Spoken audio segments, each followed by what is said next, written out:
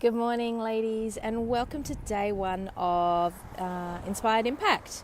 I'm so excited to be here with you doing this today.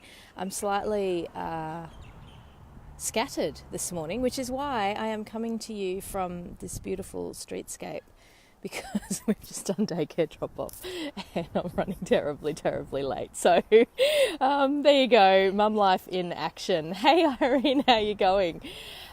So this week I've been thinking about how do I help you understand how some of the mindset elements are so incredibly important in your business.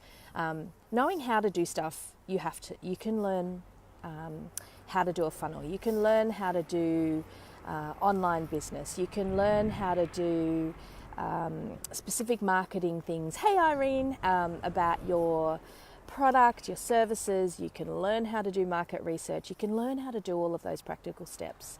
But one of the things that I have found working with my clients as the absolute deal breaker is how to learn or get on top of what's going on in your head, because unless you figure out how to do that, it's a big engine. Unless you figure out how to do that, you won't be able to succeed. And I know that sounds really doomsday. That's not how I mean it to sound at all. What I want to do this week is give you tips and tricks to be able to just start to tackle some of those things that you already know, the stuff that's holding you back, because they're the little thoughts that pop into your head, the yeah buts and the maybes and the things that stop you from taking action, or the things that make your resistance really come to the fore with certain things when you're stepping outside of your comfort zone.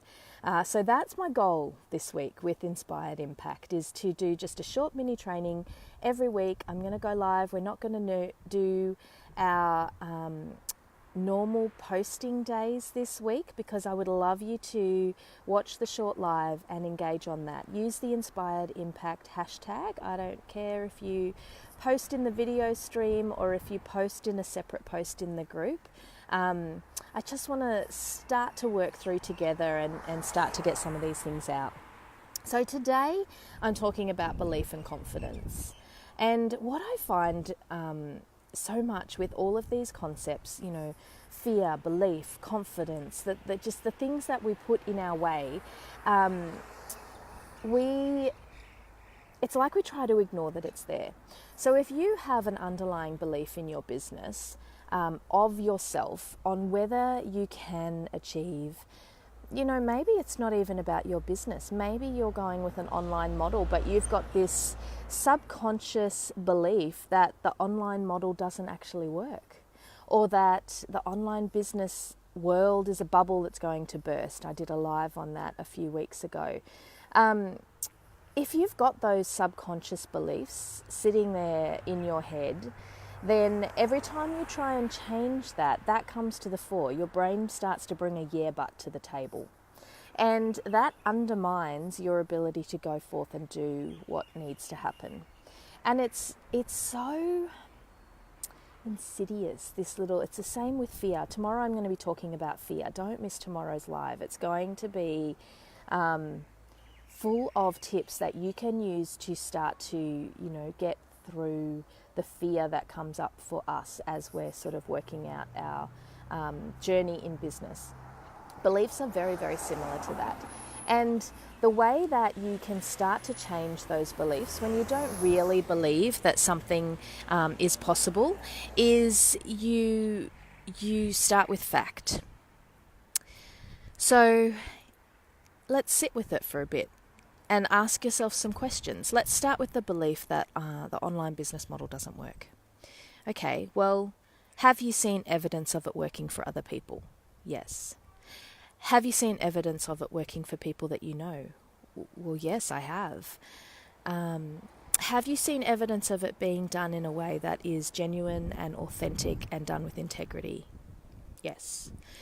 Have you seen coaches working with clients where they are actually helping them get results and changing elements about their lives and their businesses?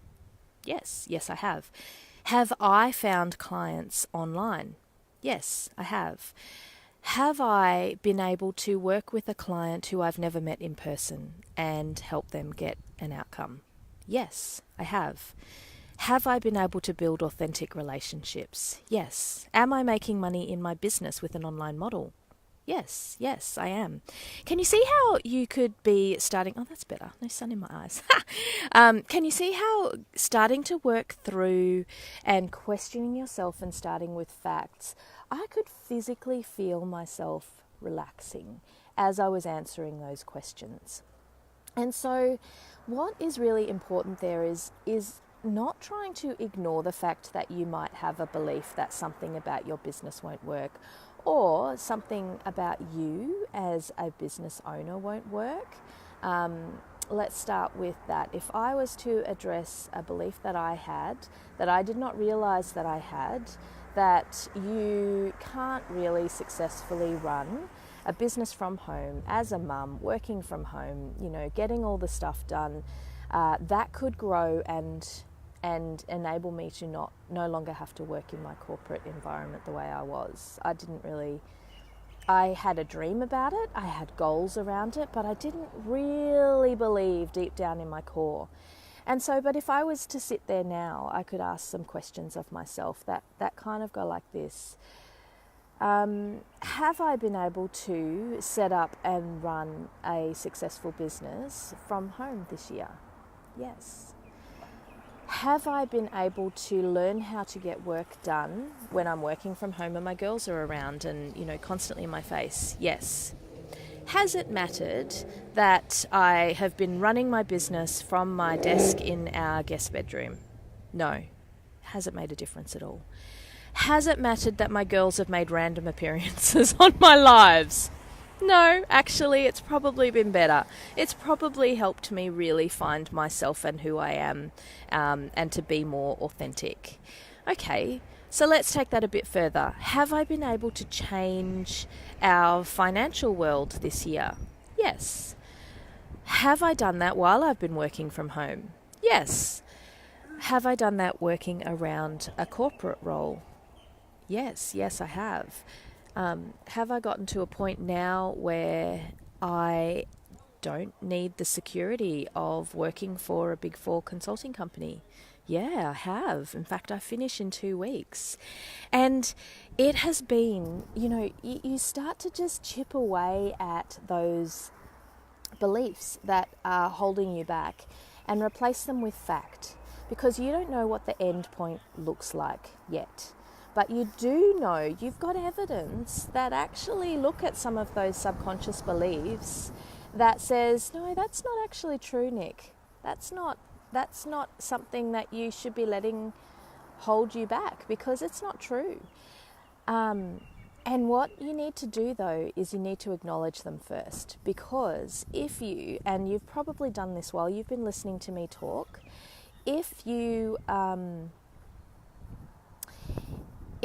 ignore them or pretend that they're not there, you start to feel that little bit of anxiety, that little bit of pit in your stomach, like, oh no, I can't think that, because if I think that, then my business isn't going to work, or I'm not going to get that client, or I'm not going to get the results. So I just have to not think that. And so you try and ignore this belief that's sitting in the background. And like I said, there's some similar stuff with fears that we'll talk about tomorrow. Don't do that. It just creates anxiety for you. It just, actually strengthens that belief by trying to ignore it. Hey, Melissa. Hey, Anna. And so what I think is way more valuable for you is to sit with them, write them out, write out what those beliefs are that are, things that are sitting in the background for you, and then work through a fact exercise and start to ask yourself some questions. And just, you don't have to turn them around in overnight. This is not like, I'm not saying Miracle Land, go and change it now, you'll be fine tomorrow. Like, let's be realistic. You're holding those beliefs for a reason, and turning them around takes commitment to genuinely moving in the direction you want to be moving in. But it just makes such a difference. It's really freeing to start to acknowledge the things that are true. And then you can start to work into the world of possibility. And that's where confidence comes in, which is the second part of what I want to talk about today. Because then you can start to go, well, can I coach people? Do I have evidence and experiences where I've helped people get outcomes or move forward or get past a block? Yeah, I do. Okay, well that starts to, hey Bonnie, how you going? That starts to build my confidence, yeah? And so you do the same. Pick some things where you start to provide yourself with evidence of where you can say, yeah, I know how to do that. I'm actually really good at that. It's okay to say that to yourself. And what I find is that we are so trained to be incredibly humble.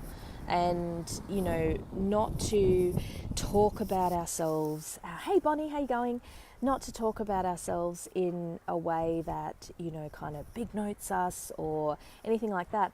But what that does, that constant belittling of, oh, that wasn't me, that was my team. Oh, that wasn't me, that was Sherelle. You know, oh yeah, she's amazing, isn't she? And we constantly give our power away. And what that does is that undermines your confidence.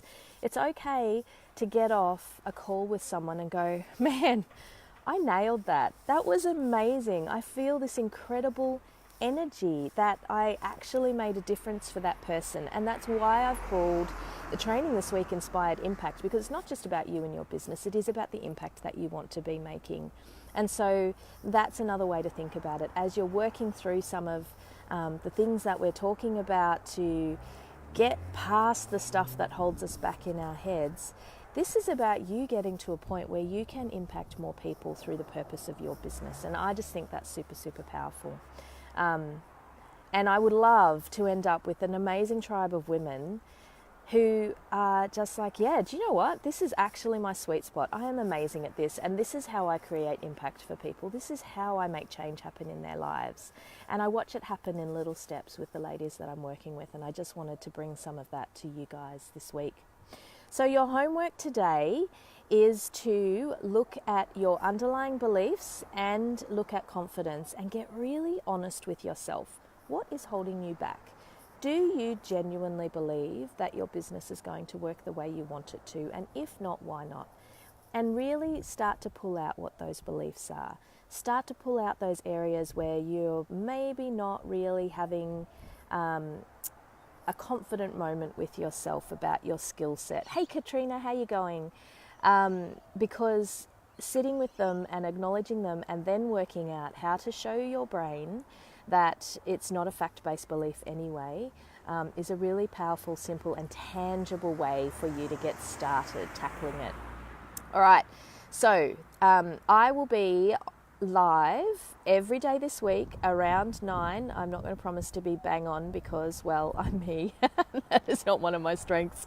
But it will be very, very close to 9, as close as I can possibly make it. And I'm going to be talking about a different topic each week.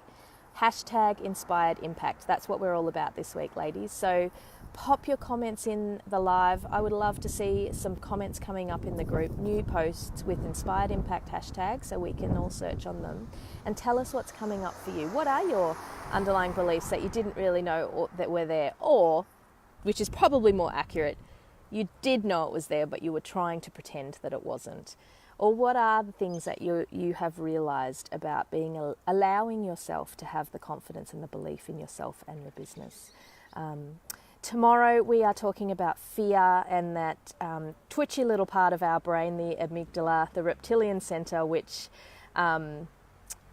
is really a pain in the butt. But there are lots of tips and tricks that you can use to tackle fear, particularly as it relates to your business. So that's what I'm talking about tomorrow morning. And I've got some exciting news tomorrow too. So I will be letting you know how you can jump on board for some more training that's coming up in the next couple of weeks tomorrow. All right, my lovely ladies, I am going to go and have a coffee with my husband and my tetchy 2-year-old, and I shall talk to you all later on. See you later. Bye.